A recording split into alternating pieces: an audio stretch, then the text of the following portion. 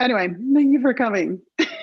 We're excited that you're all here. In this session today, we want to talk about, we are going to talk about volunteers and unleashing the magical power of your ERG. You know, the skills that are required in our day jobs, they don't always translate to our gay jobs and those volunteer positions that many of us hold in our ERGs. And so we have to learn kind of like new skills or manifest new skills that we may not use in our day jobs all the time. And those are things like recruiting, retaining, and motivating volunteers. And so today what we're going to do is we're going to explore several things. Why does anybody volunteer? Why did you volunteer? Why did I volunteer? We're going to talk about what motivates a volunteer to invest more time in your ERG or in one of the goals or the projects or the event that you're putting on for your ERG. And we're going to talk about strategies you can use you can employ to build really great volunteer teams that are really making a difference in your ERG and helping you to achieve the goals around equality and belonging that we're all working towards. But let's start first by introducing ourselves. No, really, honestly. Okay, it's going to be that day. Hi, my name is Kate Fisher. I work for the Oracle Corporation. I am an enterprise account manager. I sell our cloud infrastructure products at Oracle. That is my day job. My gay job is I am one of the global co-chairs for the Oracle Pride Employee Network, which is our LGBTQ network at Oracle. I live in Phoenix, Arizona, and I have tremendous experience around volunteers and recruiting volunteers and working with volunteers. Before I came into Oracle, I took a break in my career, worked for a nonprofit where I was recruiting hundreds of volunteers that were involved in working with building homes and doing things in the community. We were doing outreach kinds of efforts. You can see in the picture on the side that I also do a little bit of autocross racing. And with the Sports Car Club of America, this is from national championships last year.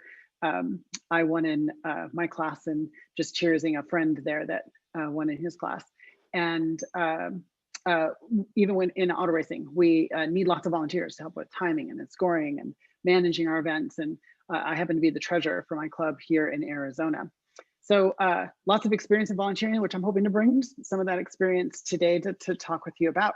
And I would like to introduce to you my beautiful co-host, co-presenter today, Julie Coles. Julie, will you introduce yourself?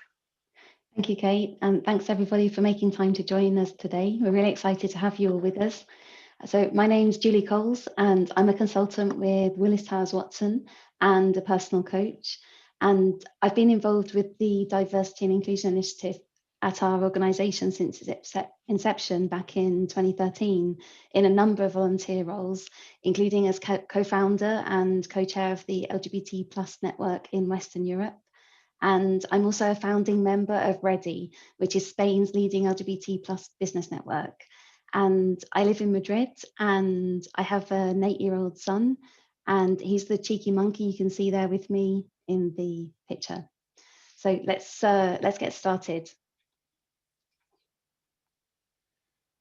All right, great. I think we wanted to start with one of our poll questions, and we asked everybody, so we put a bunch of polls up into the Passable system. We were hoping to be able to use Zoom to do that, but we're not able to do that. So they're all live in Passable. So go ahead and, if you haven't yet, go ahead and answer some of the poll questions. And we're gonna reveal some of the results or discuss some of the results as they fit within the workshop today. So Julie, I think you're monitoring that for us. So what's the result here? How many people do we see like volunteering in the ERG that have joined us today? Looks like we have over 200 people in the workshop. So what are the results showing? Yeah, so looking at our first question, do you volunteer in your company's ERG or BRG? So far we have a resounding yes. So we have 101 people have said yes, and just one has said no. So maybe the person who said no could maybe put in the chat why they didn't. I'm just kidding. No, that's really great. All right, so we're going to get into this business of recruiting and motivating volunteers. But before we get there, we kind of need to spend some time talking about how the world suddenly changed. And so Julie and I wanted to spend a few minutes just to talk about the story that we find ourselves in. So Julie, help us unpack this a little bit. Yeah, so as you all know, we're experiencing an enormous amount of change and disruption this year due to the global pandemic. And for many of us, this extended crisis that we're living through is impacting our motivation, performance, or well-being, both in our day jobs and also in our gay jobs for those of us who are volunteering. So some of the really serious issues that that many of us are facing right now is we've had to adjust to this really sudden change in our environment. So we've seen a dramatic increase, not just in our virtual interactions in the workplace, but also much of our personal lives have had to go online as well, and that's been quite a big adjustment for many of us. We're also seeing that in a time where many of us find ourselves with increased responsibilities, particularly caregiving responsibilities, we also are finding we have less support available. So the really obvious example is parents who were perhaps already struggling with their work-life balance and suddenly find themselves with very much reduced childcare available to them. And also many of us that have other caring responsibilities, perhaps for sick and vulnerable friends and family members, are finding that we've got quite significant challenges there as well, where in some cases, some essential services that were there supporting, for example, end of life care are suddenly not available or not so easily available, which is making some very stressful situations even more stressful and harrowing for many of us. And many of us as well have been experiencing increased loneliness and isolation, especially those of us who live on our own. And during these many months of lockdown and restrictions that we've been living through, loneliness and that lack of in-person contact and touch has become a really big feature in many of our lives. And also something that we perhaps don't talk about quite as much is really we're all experiencing grief, and that could be because of really major losses such as the loss of a loved one, but every single one of us has been facing losses in some ways, including a significant reduction of our personal choice and freedom, and where we can go, who we can spend our time with, and some of the activities that we can do. So we're really facing some serious challenges on a really wide scale. So Kate, could you move to the next slide? Yes. Please. Okay, so at the beginning of the pandemic, I'm sure many of you heard, like I did, that a lot of people were of the opinion that the pandemic was the great equalizer, and that we're all in the same boat together. And Kate and I have talked about this quite a lot, and we think that as time has gone on, many of the huge inequalities that already existed in our societies have become even more visible and extreme. So there's some recent research from Willis Towers Watson that we wanted to share with you. Just some of the key points here. So many of us are experiencing a significant impact on our mental health. So for example, a lot of our workforce, like almost half of our workforce in the UK and the United States, report feeling scared of contracting COVID-19 in the workplace. And also we're seeing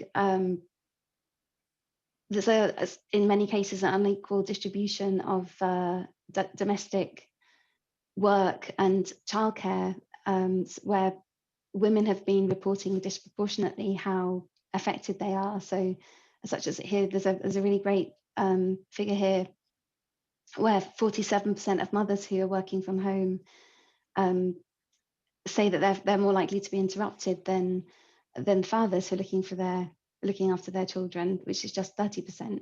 And almost 80% of the LGBT plus community have reported a negative impact on their mental health. And there's been a dramatic increase in those that are reporting loneliness.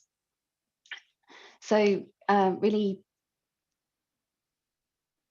we think that these increased stresses and difficulties that so many of us are facing are really highlighting the need and the importance of the work that we're doing in our ERGs and in our inclusion and diversity initiatives. And really, our work is needed more than ever. Yeah, this is really great research, Julia. It rings true. It feels so true for many of us. I know you and I have had conversations about some of this work from home and being parents, and this really rings true for all of us.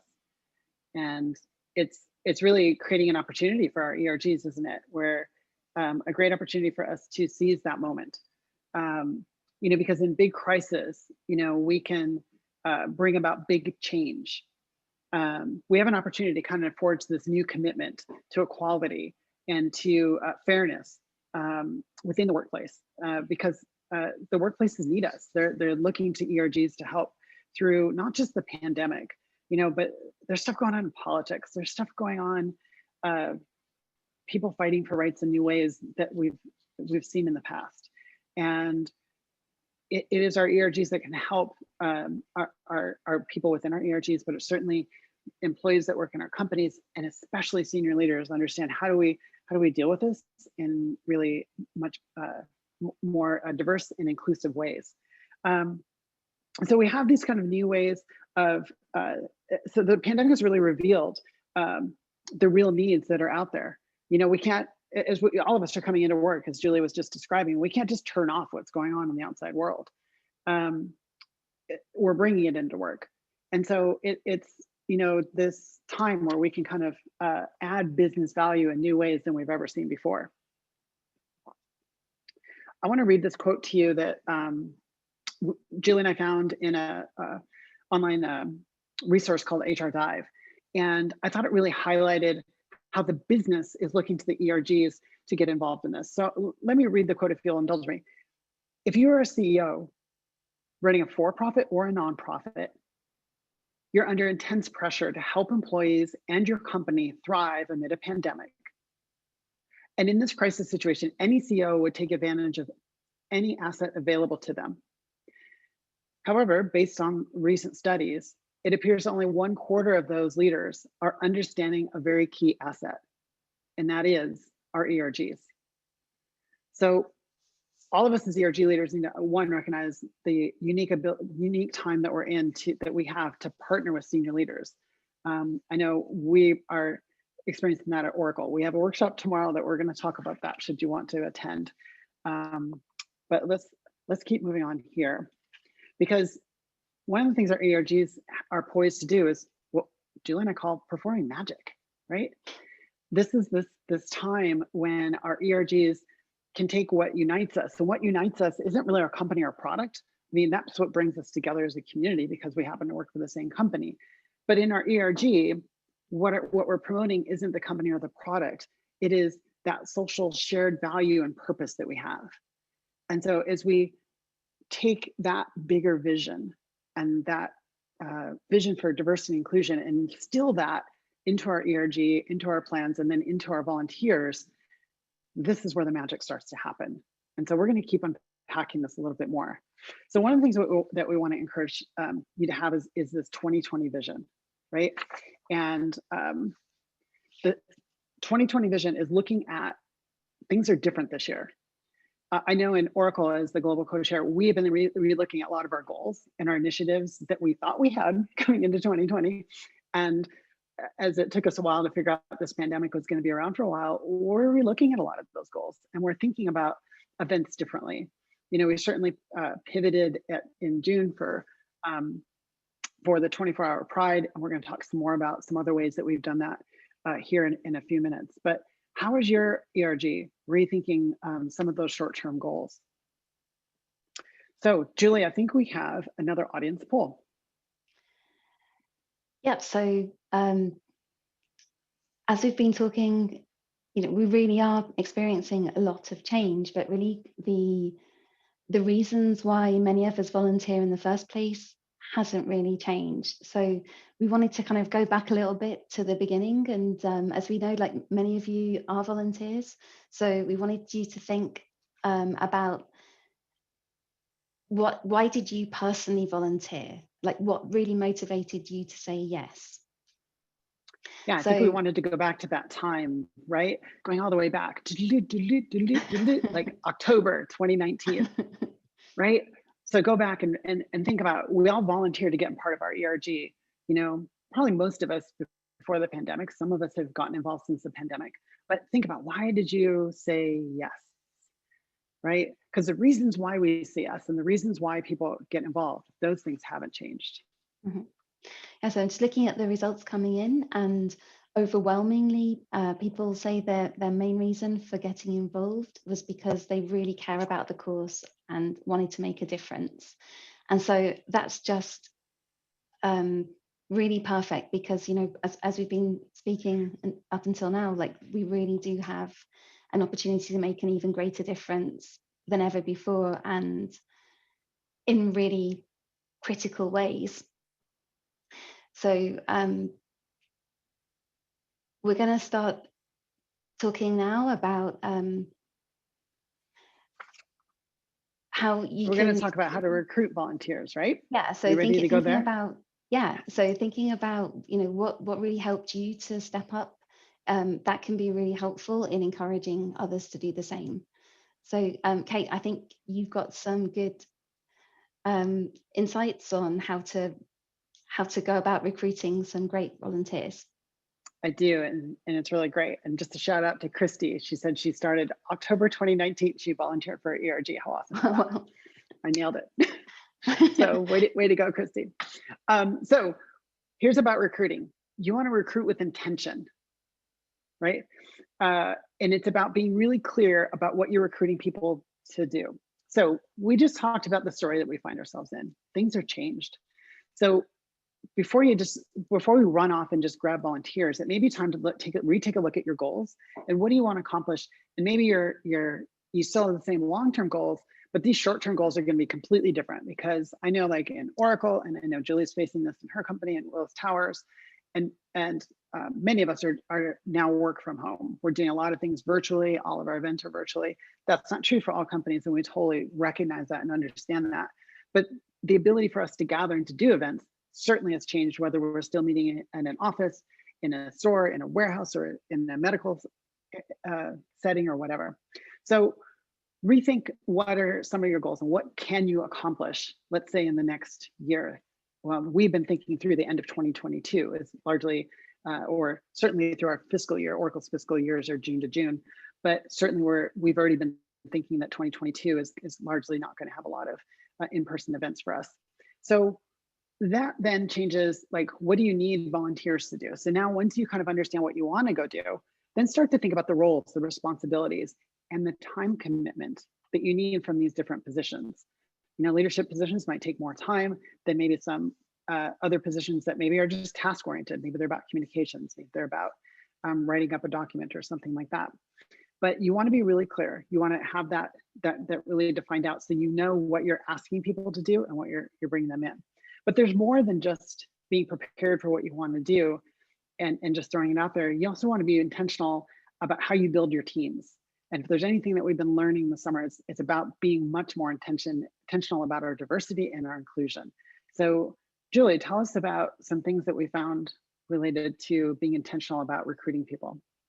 Yeah, that's right. I think many of the events this year have really helped, particularly the LGBT plus networks, to think not only about ensuring that our volunteer base reflects the diversity of the LGBT plus community, but also to really think about those important intersections that we have. So particularly making sure that we have volunteers from different races, cultural backgrounds, gender, generations, and really there's a fantastic opportunity here to partner with other ERGs in your organization and work together and address some of those common issues that we're facing together. And working with other ERGs as well can be a really powerful way to reach more people. And with a little luck, you might find some volunteers who want to get involved with your network too. Another thing that Kate and I have been talking about quite a lot is how some of our colleagues feel that they just don't have time to volunteer, and this can be particularly true of those of us who have sales positions or very seasonal work, where you have very busy times of the year where you just cannot, you just have to get things done in that particular time frame. And so we've been thinking about the importance of making space for all types of colleagues, and really setting out the importance of how even really small time commitment tasks can be very powerful. So for example, perhaps that could be something as simple as encouraging volunteers or members of your ERG to forward your communications to their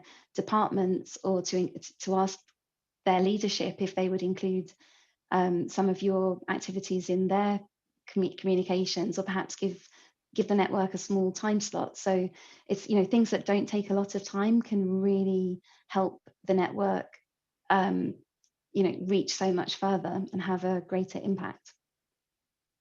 Yeah, that's so true, Jules. I know that for me, like being in sales, a lot of my colleagues have troubles volunteering just because, at the end of the quarter, there's so much pressure to go and close business. And so it's hard to really give yourself, I struggle with it even quite a bit, actually. If Cheryl, you're out there, you know what I'm talking about. Cheryl's my coach, the other co-chair for Open. All right, so let's talk about how the next part of this in recruiting with purpose is the next step. Once you know what you want people to do, the type of how you want to organize your team, and all of those, the types of people that you want to make sure that are included in your team that reflect your company and reflect the community around us, is now we just want to go and do an ask. And we want to ask with purpose, okay? And the ask starts with the call. The call is simple. It's all of that marketing and that promotional and that advertising that we're all typically can do. So for example, in Open, we currently have a communications chair, a volunteer position that is open, and we're looking for a new communications chair. And we put it out there. We have a monthly community call that we let everyone know, hey, we're looking for a communications chair. Anybody wants to raise your hand and come join us. We let people know through our Slack channels and through our email addresses, all that stuff that we newsletter things that we do. But the real trick here is people don't always, there's a small number of people that are actually going to say, I want to get involved. I'm going to jump into that role. I think I'm really great at it.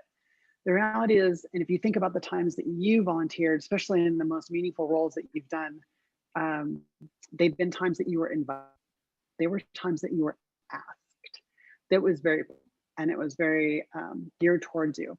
So as you think about some of the roles that you have, think about making a list of some of the people you want to intentionally go and recruit, intentionally go and invite them to come and join you on this mission and where you're headed to go. Make a phone call, send an email, leverage maybe your exec sponsor to help with particularly with key roles where you might need someone skilled. Obviously think through the types of people that you want. Like what skills they have, how much time they might have to devote, and are they a good fit for that? But then ask yourself, why do they need you? And ask yourself, why did the organization that I volunteer for, why do they need me? And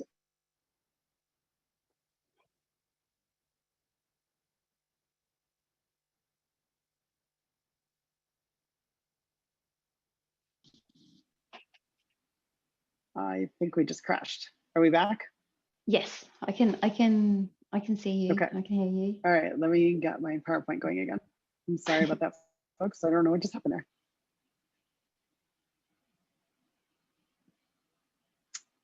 Okay, we're good. Julie? Yes, I just need to share your ask slide. I thought I did. Is it showing? Yeah, it's showing multiple slides though. Okay, so I need to switch that.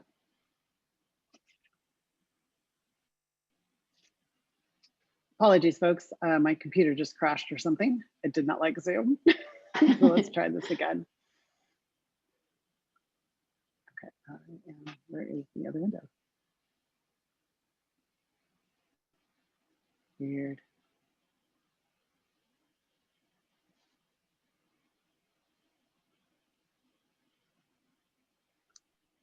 Hit swap displays because it's currently displaying your speaker notes as well. Yep. So I up at can't the get top. to it because the Zoom thing is in the way. Oh no. Yeah, that's the problem. Okay. That's it. Well, let me take it. Oh, wait.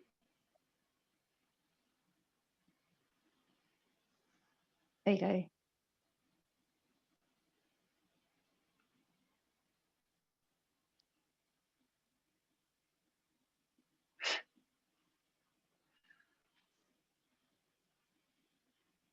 Okay.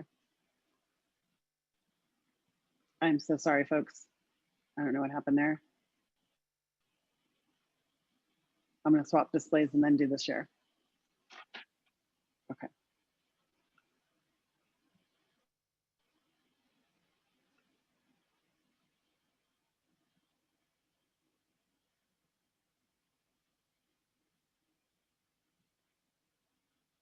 Okay. Can you see the right screen now? Yes. Yeah, that's perfect. Okay. Thank you, everybody, for your patience. I genuinely apologize for that. Julie and I've done several run-throughs, never had a problem. Go figure.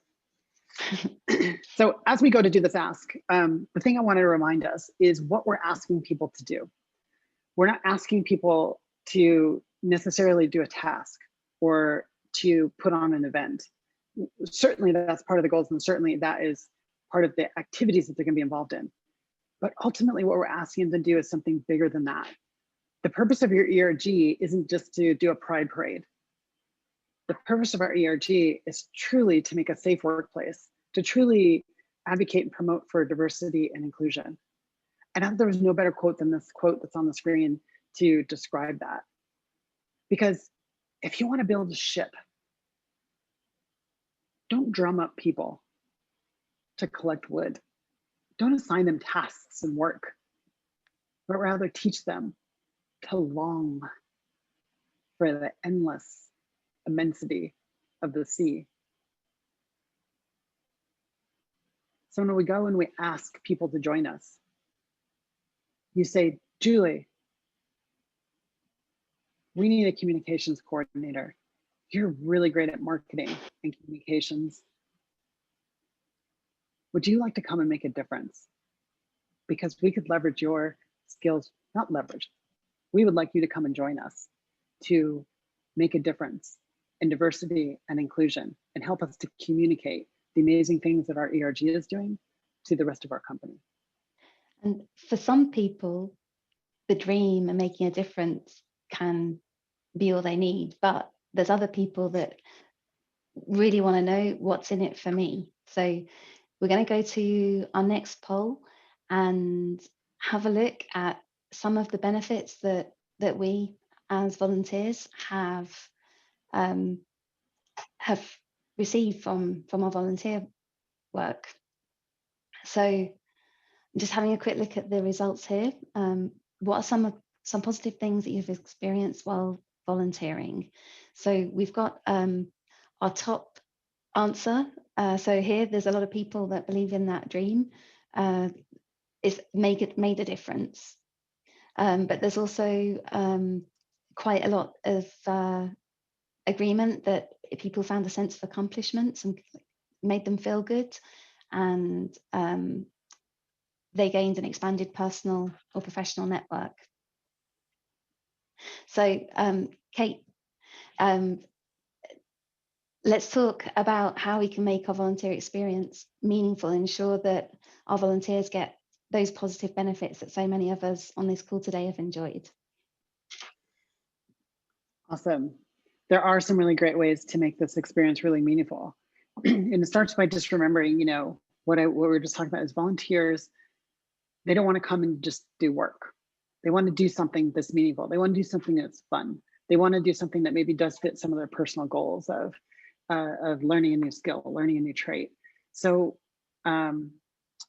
think about your volunteer roles in those ways. Is what are people gaining from the volunteer experience within your ERG?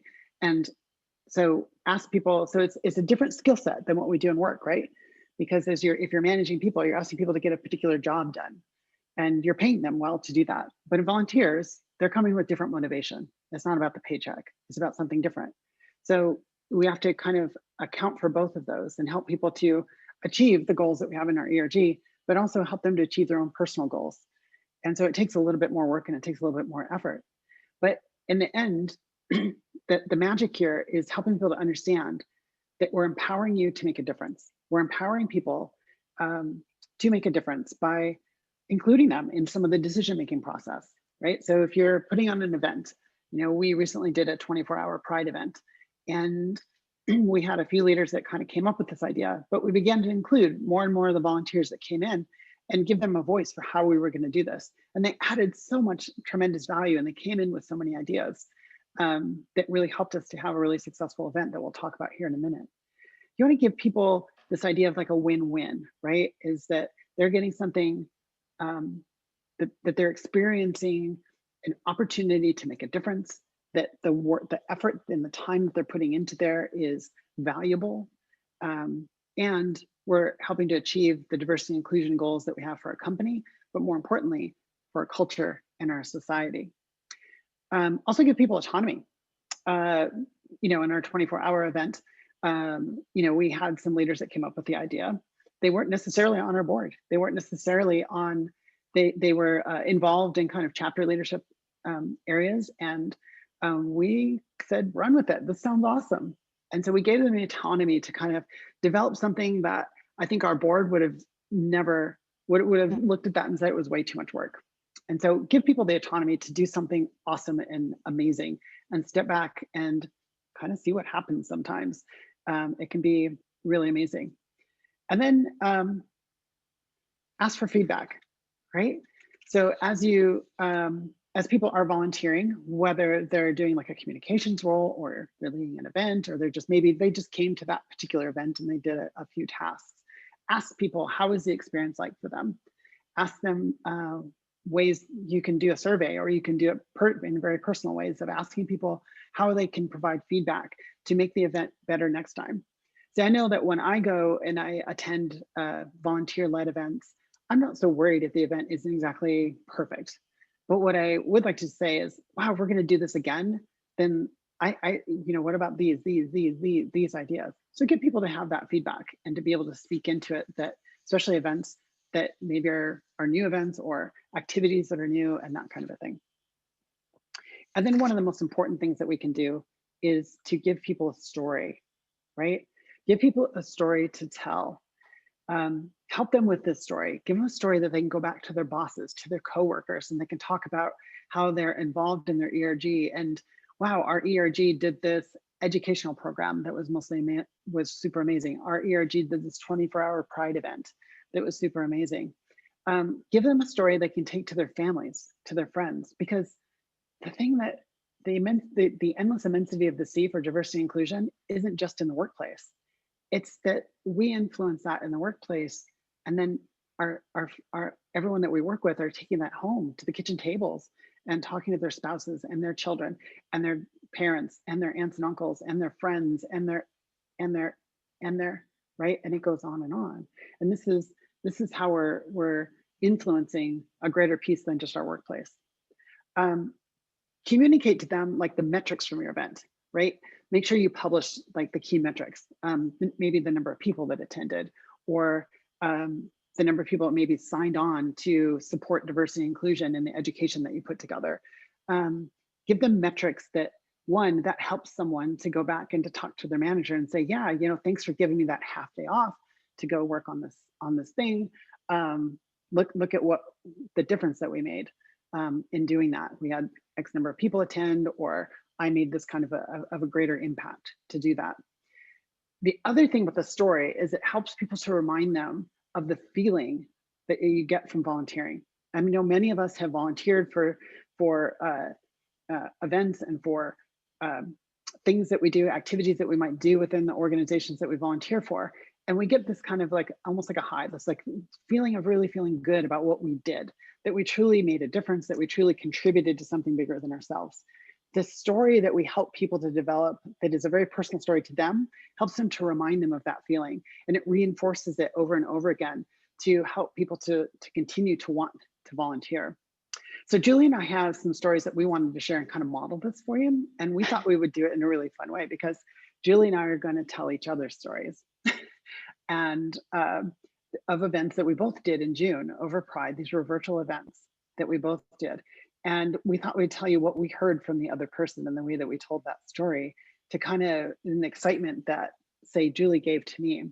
Because in June, Julie was part of this thing at Willis Tower Watson. It was a virtual event called the Rainbow Families. And it was a Rainbow Families event with LGBTQ people that came on a panel and were able to talk about what it was like to be LGBTQ plus in the workplace and dealing with the issues of the pandemic. So Julie had an opportunity to be on a panel with several other senior leaders within Willis Tower Watson. But more importantly is that Julie wasn't alone in this. Julie brought her 8-year-old son, Ari, with her. And it was Ari that had the opportunity to be on this panel. And Ari was able to speak about his experience in a global pandemic as an 8-year-old and dealing with mom that's working from home and tell stories of his mom working from home next to senior leaders in the company. But what made the event even more amazing is that Ari then went and couldn't wait to tell his grandparents what he did and how exciting it was to be part of this Rainbow Families event and this diversity event that he was part of. So how proud as a mom you had to be, Julie, to do that? Yeah, and the kind of story that he can then take for the rest of his life as well is that he was actually 7 at the time. He took part in his first global webinar, age 7, which I think is a pretty cool thing to be able to really brag cool about in the future. Mm-hmm. So yeah, earlier this year, as Kate's mentioned, Kate was telling me at the time about this, what I thought was a crazy idea, that Oracle was putting together this 24-hour global Pride event there was going to be an event every single hour, and people from literally all over the company were putting these events together from every part of the world.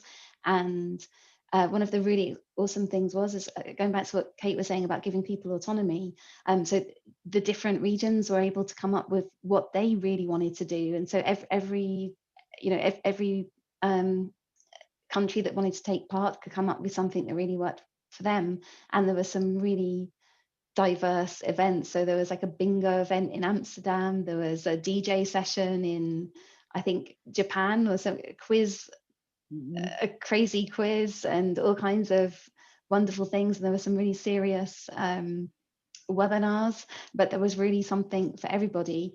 And one of the things that I was really impressed by was Kate and her co-chair Cheryl again had this crazy idea that they were going to attend every single event and stay up for 24 hours and go to everything. So there was this really awesome story that people, all these people, that the volunteers that put together these events in their different parts of the world, had the kind of the pleasure of Cheryl and Kate's company, and it could feel special that the global co-chairs had actually kind of attended their events.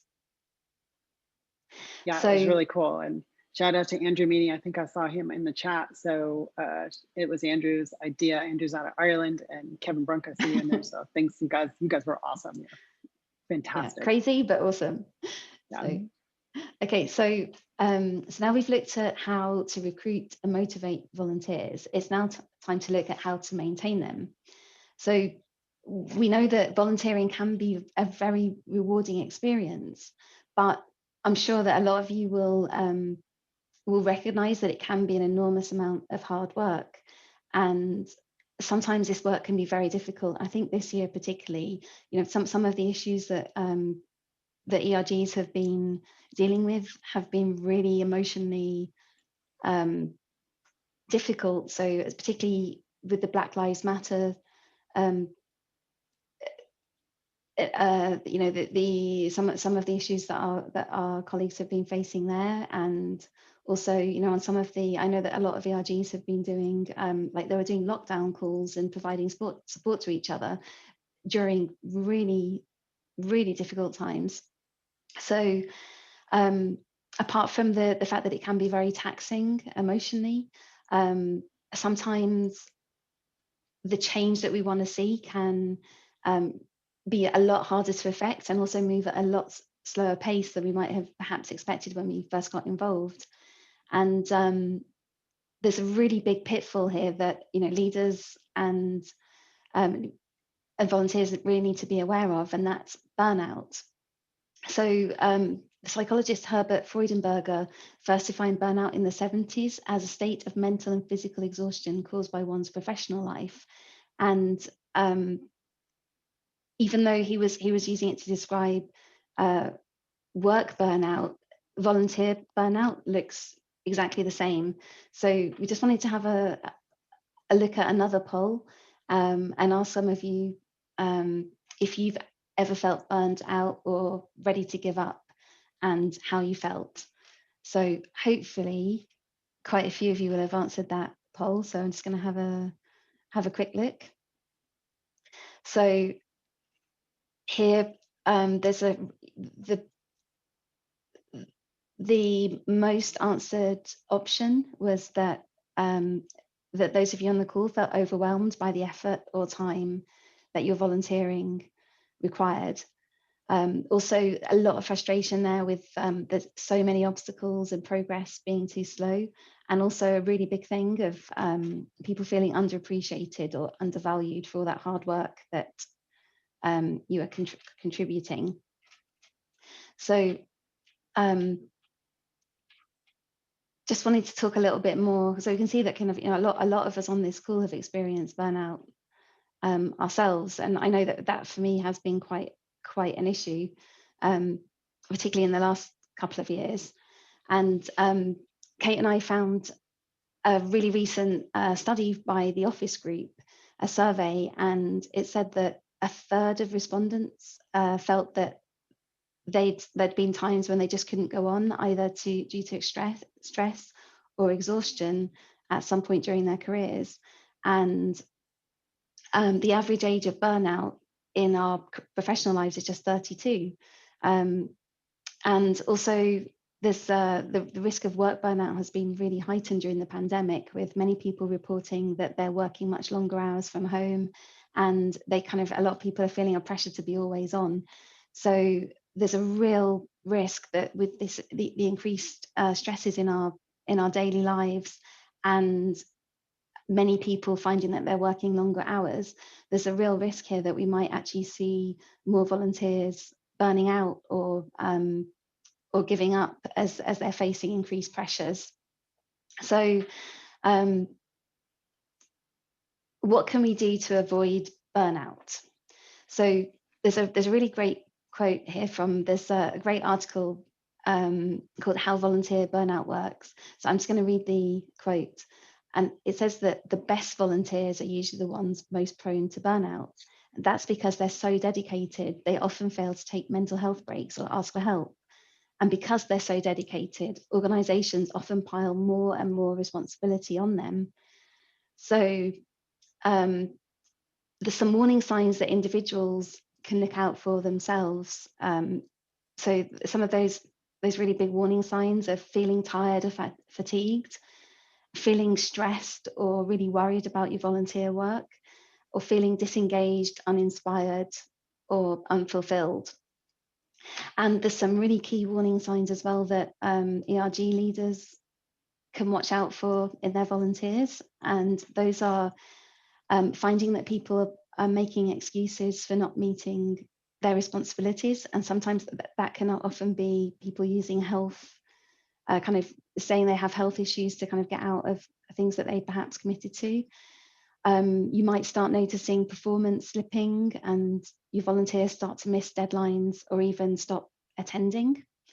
And you might hear some complaints that people are just no longer enjoying their volunteer work, or it's just not fun anymore.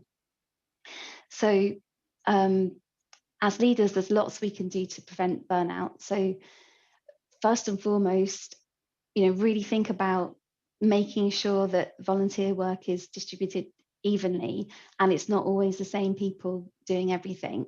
And this is really great in two ways, because not only does it avoid burnout for those really kind of committed volunteers, but it also can ensure that more people get to have opportunities, and you have more people actively participating who can potentially be future leaders. And some of the other things that you can do are to promote healthy boundaries and self-care. So Kate mentioned earlier the importance of letting people know what's expected of them up front, so that they can and the time commitment, so they really can make a decision about what they can commit to and what they perhaps can't. Really important, especially when people undertake epic projects such as the 24-hour global pride event. Make sure that everybody gets a break afterwards, and try to really really time your events and your really big initiatives around so they fit around those really busy times of the year, and they don't all come at once, because that can be really overwhelming for volunteers and really take it out of them. When I first started out, I was a really huge idealist, and I just wanted to change the world and thought everything was possible. So I actually got some really great advice that I didn't appreciate at the time from our global I&D leader. And she said that it was much better to just pick 2 or 3 really strategic, really tangible objectives and do them really well. Then that was much better than trying to do everything. And at the time, I thought that was a little bit negative, but with experience, I know from personal experience that really was a great way to do, because we just can't do everything, and it can be extremely frustrating to feel like you're doing all these things and not really getting anywhere. Really, that is such great advice right now. There's a conversation going on in the chat room where people are feeling very, very burned out, and they feel like they can't walk away because no one else will pick it up. And so Yeah, such great advice that you just gave to answer some of this conversation going, or a great piece of advice for that conversation. Yeah, and so another thing as well is to really check in with your volunteers regularly and just ask how they're doing. So if you're not actually an ERG leader, and hopefully there's some I&D leaders on the call, and just really check in on your ERG leaders as well, and ERG leaders check in on your volunteers and just make sure people are doing okay and they're not feeling overwhelmed. So just quickly, as volunteers ourselves, we can also take personal responsibility to help ourselves avoid burnout. So one really good thing is just to kind of remember that good enough is good enough. You don't always have to do everything perfectly. So important in life in general, and as a volunteer particularly, you've got to learn when to say no and when to step back, and just don't feel like you have to do everything, because you don't. And wherever possible, try and delegate to others. And sometimes I found this personally, that sometimes when I felt particularly overwhelmed and that I really wanted to kind of give up, I actually told some of my fellow volunteers that I was really struggling, and I just was feeling overwhelmed and really like I couldn't do it. And they all thankfully stepped up and were like, well, what can we do? And so many, lots of people offered to actually help, because I actually verbalized it. So that's definitely one thing I would encourage people that are struggling to do. Just actually, be honest about how difficult you're finding it. So one of the really, really key things, perhaps the most important thing to help volunteers avoid burnout, is to make sure they feel appreciated and valued. So Kate, can you tell us how we do that, please?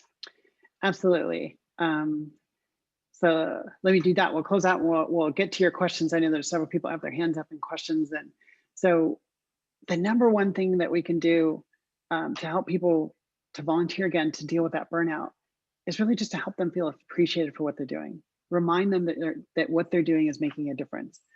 I know that as a global co-lead that's hard because it's easy for me to work and to try to appreciate folks that are working on our ERG, but that's what's so valuable. I know Cheryl and myself, who's my co-lead at Open, we are able to call each other. We almost have a weekly check-in, sometimes a couple of times a week, where we're just checking on each other, and we're able to encourage each other and really show that appreciation towards each other. So the idea of having a co-lead, I know that this fits into some of the conversation that I was reading in the chat as Julie was speaking to. But as you show appreciation for people, make it personal. How meaningful it is to all of us to get a handwritten note, to get a phone call from the leader of your ERG or your organization, or maybe even have like a senior leader in the organization call. Like sometimes we would have our executive sponsor reach out to people, for example. That carries a lot of weight. Those titles mean stuff to a lot of people, not to all of us, but to a lot of us. Send an email. And then sometimes it's helpful to make it publicly known. I know when we did our 24-hour, we wanted to make it publicly known. Many of the volunteers that helped to put that on, it was such a big effort. And so in our community call, we were very purposeful about saying thank you and about recognizing the efforts that were done in that event. At the end of the year, with Open, we have ERG of the year, we have ERG leader of the year. So we recognize people on a kind of a cadence, if you will. And then remind them of the story, remind them of the feeling of what it was like to volunteer. And it helps to alleviate some of that burnout and remind us of that endless immensity of the sea that we're really looking at. So where do we go here? What have we learned here today, Jules? The magic of your ERG is your volunteers bringing diversity and inclusion to life. It's this vision that we can thrive together, that our companies can succeed when we work together. And we have this unique time in the story that we find ourselves in as an ERG to step into that role of partnering with the business of the company to help the company's business succeed.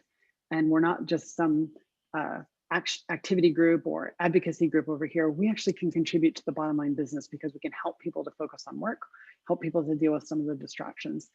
And I think, as I said earlier to Jules, I'm like, we've been training for this for a long time. We're ready. So let's It's almost jump like into we're it. born for this. We're born for this, exactly. Yeah. So your ERG has the power. Unleash that power and motivate your volunteers to really make diversity and inclusion come to life. So with that, we'd like to answer some of your questions. And we have a few minutes. We have about 5 or so minutes to do some QA. So Mary Lou, did you happen to keep track of the questions better than I did? I did. Oh, thank So gosh. yeah, one of the questions was from Joshua. We literally kicked off our ERG a week before lockdown, work from home started. How do you suggest unleashing the magic of our ERG pandemic style? Could I jump in and answer that one? Yeah. Okay. Yeah. Is that okay? Okay, so one thing that has really been powerful at Willis Towers Watson was asking people what they wanted to do. So you always have a really big mix of personality types, of interests within your volunteer base. So a way that we found to really energize people was actually getting people to do things they really were interested in. So people have been doing meditations, people have been doing quiz nights, and just depend and yoga and all kinds of things according to their personal book clubs. And so that's a way that you can actually kind of asking the people that the members of your community what they'd really like to do, and then making them sort of the owners of those things. That can be a really powerful way to get more people energized and involved. Kate, would you like to add anything? Yeah, I think about the something we did at Oracle early on with when the pandemic happened, recognizing a lot of us were in lockdown and quarantine, really around the globe, is we started to put together what I affectionately called community and quarantine calls. and we did this on a regional basis. We spread it out. So we had a call every day of the week. And so, you know, some folks like myself that was very lonely, living alone, I had a place to kind of get outreach and to connect with other people. But stemming from that, came out of that like some ideas to do many different events. There's some happy hour events that came out of that. There's some bingo events that came out of that. There was some educational events. I know our group in Latin America has continued to do just amazing events, reaching out. And they've been able to do it in their own language, in both Spanish and Portuguese, which is even more fantastic. Yeah. So our folks in Asia have been doing the same thing. Yeah, and another way as well, which particularly if you're a smaller ERG or just getting started, partnering with other ERGs is one of the best ways that I know to really get going, because you can piggyback off, you know, that membership base that perhaps a larger ERG, like maybe the gender equality network, for example, if you have one at your organization, just, you know, partner up with ERGs that are a little bit more mature, and you can really start bringing things to life by kind of working with others. Yeah. Mary Lou, do we have time for another one? I believe we do. Another question came. Kate, as a manager, what advice would you give other managers who are having difficulty justifying the time direct reports take to volunteer? It is a difficult question, because we are, you know, I know at Oracle we talk about that, and that, you know, I'm paid to get my day job done, and so I need to kind of almost volunteer off hours to get the day job done. So we are asking our people to do a lot sometimes. Luckily, in my particular job, I have a lot of flexibility with my time in a sales kind of a role, but that's not true for everyone. I know some of our folks in like software development don't have those that same kind of flexibility. For example, there's certain tasks that have to get done within a certain time frame. So those are it's always a very difficult thing. But at the end of the day, as a manager, is recognizing, you know, what are your goals in terms of diversity and inclusion as well, and what are your goals in terms of building. So, and those might be partly dictated to you from your company in terms of policies or specific KPIs that you may have to lead your team. But I've always thought is I've led teams that, you know, I've my own that sometimes are above and beyond that. You know, I want to recruit a diverse team because I know that there's value in having, you know, a diverse group of people working together. So at the same time, like I would want people to be involved and to do the things that they're passionate about. And I challenge people to go and to learn new skills that can help them in their day job too. So it kind of is like a win-win-win all the way around. You know, we're doing the diversity work, we're learning new skills that help us to do better in our day jobs, and it kind of builds upon each other. Yeah, so to feel more engaged, and kind of, I think that it's, you know, it's proven that people who are involved in inclusion and diversity tend to be less likely to leave their companies and to be more engaged and feel a greater sense of belonging. So I think that, you know, reminding the managers as well of all the really great benefits that volunteering can bring, including the stretch goals that Kate mentioned, that can be a really helpful way. Yeah, for sure. Okay, do we have time for another, Mary Lou, or do we need to end? No, we actually have a time for another short one. Okay. Let's see. So best practices for ensuring volunteers stay engaged and timely with tasks outside of having ongoing meetings and action trackers. I would say continue to focus on that, on your vision. Continue to focus on the idea of making a difference. Continue to focus on the meaning and the value of the work that we're doing in our volunteer work, because you're going to carve out that time to focus on those tasks that need to get done as a volunteer, because we know we're making a difference. You know, if it's a task just because it is, you know, something that needs to get done, it's easier for me to procrastinate, to say, oh, I'll get that done tomorrow, I'm too tired tonight. But if it's something I know other people are waiting for, if I know it's meaningful to achieving an end that really makes matters to me, I'm going to make time and maybe, you know, not watch half an hour TV at night, but spend that half hour doing something else, right? A silly example, but you kind of get where I think you understand where I'm going. And setting deadlines as well can be really helpful, so that projects don't just kind of go on indefinitely. It can be really helpful to have those deadlines, and also communicate those. If you're in an organization like I am, we actually have to report back to the Inclusion and Diversity Council quarterly on our progress, and we have annual objectives and a strategy for the year that's approved and known to the I&D Council. So we actually do have people kind of to answer to, and that can also be really, really helpful in making sure people stay focused. Yeah, and Clay in the chat had another good thing to add too, is really showing appreciation for people that are putting in the time to do, maybe sometimes that are tasks that are a little bit, that are hard to tie back into the mission, but show that appreciation in a way that does tie those together. And so as leaders, that's the hard part I do as a leader. The thing that I'm challenged myself all the time is when I talk to or recruit or work with volunteers, like, how do I make sure that the conversation is a conversation about what we're doing in the volunteer effort is tying to the greater mission of what we're trying to do as an ERG or an organization.